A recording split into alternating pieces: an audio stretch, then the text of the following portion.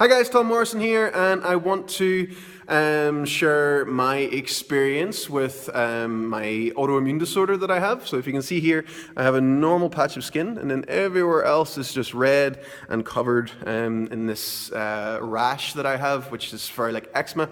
It's very dry, it's very painful. My skin would rip a lot, I would get infections quite often, I'd be tired all of the time, I'd feel weak. When I sweat, it hurts, which is awesome.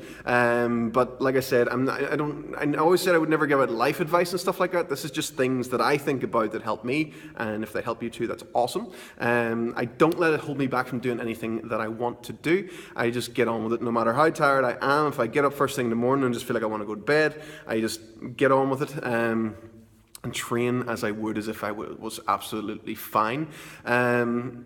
Biggest thing for me is just to think about other people.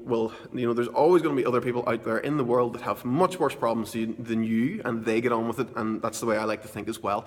As soon as you start thinking, you don't know what it's like for me, I'm tired all the time, you don't know what I feel like, blah, blah, blah, stuff like that, you're telling yourself, you're giving yourself that reason to not do stuff. I just always like to keep in my head that I want to do these things, and if I was completely fine, this is what I'd be doing anyway, and I just go on that. So hopefully that helps some of you guys. I do get messages quite often from some of you that go through things like that, and some days, yes, you have to change your training and you just do a little bit less, but always move, always think about things that you can do rather than focus on things that you can't do, if that's any help to you guys. Okay.